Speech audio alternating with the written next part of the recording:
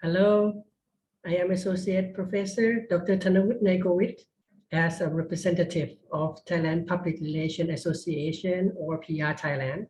This is such an honor for me to be part of the GA Education and Training Development Program.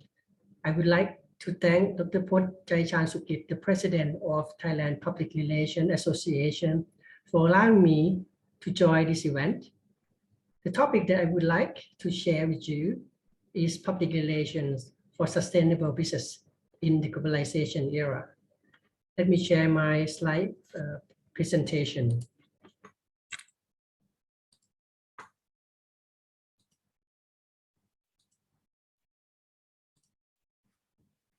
So the world today is different from that in the past, as it is more turbulent and fragmented. We will experience more diversity in group and people.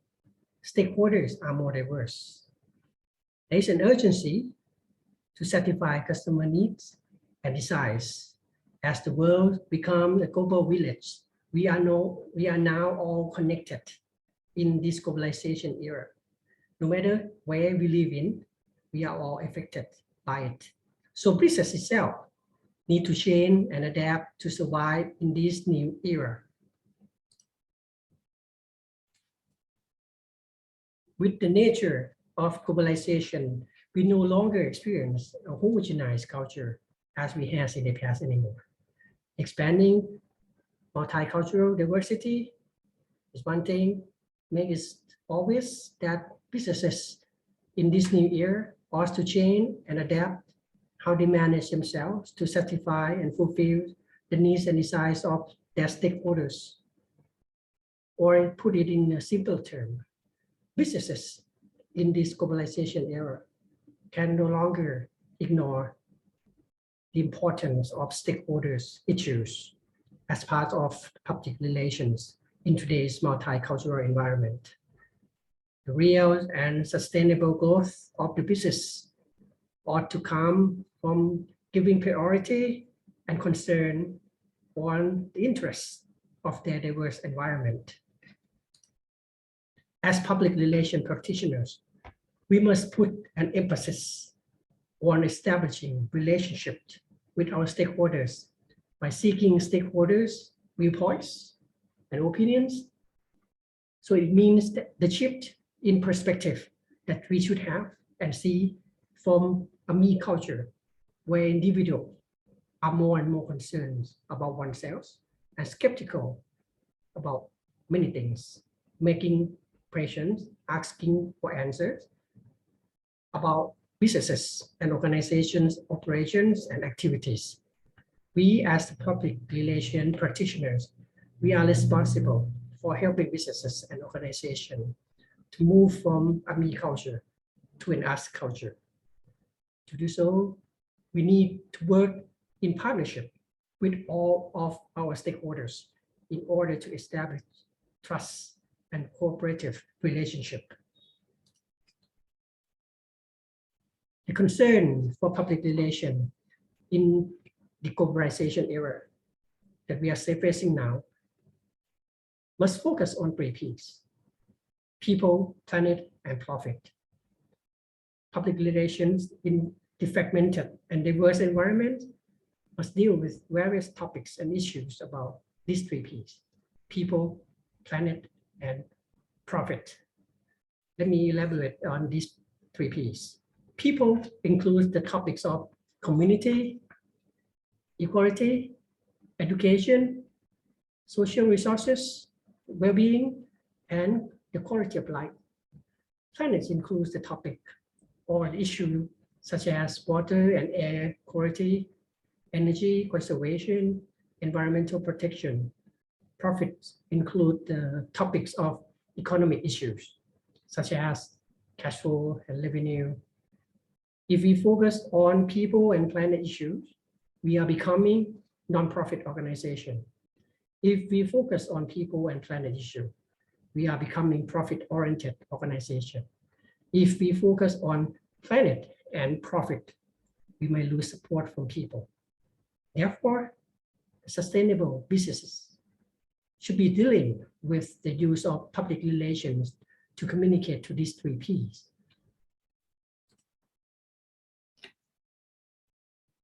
What about 3 Ps? 3 Ps is about rigorous efforts of engagement to build trust and cooperative relationship in this diverse environment. It requires efforts of engagement with both individuals and groups that can be done by creating a network of mutual partners like us today as a group of public relations practitioners who come and share our knowledge and experiences, allowing stakeholders to share information and participating in constructive dialogue, making our stakeholders take part in decision-making processes in our public relation activities. In terms of the stakeholders, there are several types of stakeholders we talk about that public practitioners must identify, and they can be separated into 4 types. First, enabling publics. These enabling publics control allocation of authority and resources and offer regulatory functions. They are governmental agencies, mainly. Second, functional publics. The functional publics supply input and necessary information for public relation plannings. They are our customers, buyers, and suppliers. Third, normative publics. The normative publics represent public that share similar interests with us. They are our alliance partners. And finally, diffuse publics. They are unorganized publics who may not involve much or know much about us. These multiple publics represent multiple relationships that we as the public relation practitioner must pay attention and take a closer look in order to make our public relations activities to be successful. We must work with our enabling publics, engage with our functional publics, make alliance with our normative publics, and encourage diffuse publics to join our public relation cause. This is public relation, as we call participative public relations. One-way dissemination of information as a form of communication that we attempt to control the information is a weak form of engagement.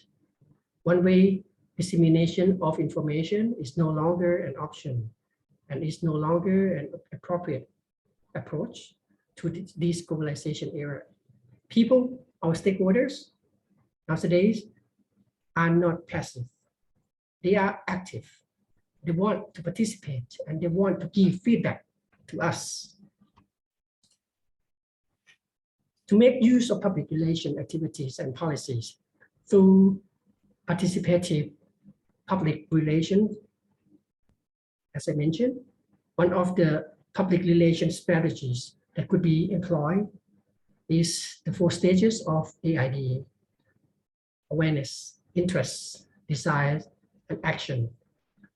Awareness in initiating public relation activities to engage with our stakeholders, to make our stakeholders get involved with activity by searching for a shared concern on a specific issue and stimulate stakeholders' interactions around that activity. The public relation activities should aim at encouraging stakeholders' involvement and encouraging stakeholders take part in the process, as I mentioned. In other words, public relation activities must provoke individuals' inner intention to participate and to join the cause of public relation activities. Once we are able to plan public relation activities to encourage stakeholders' willingness to take part in the activities, our activities, then we can get to the state of interest and to the state of desire eventually. And finally, this is a matter of time that our stakeholders will join and involve and engage with our public relation activities. In conclusion, as I point out about participative public relations, we carefully plan for public relation activities to emphasize on participation, involvement, and engagement. By having participation, involvement, and engagement, we are guarantee the success of our public relation endeavor. With this implication putting into place, I hope that we will be on the path of utilizing public relation to establishing sustainable businesses in this globalization era. And this is conclude my presentation. Thank you for listening.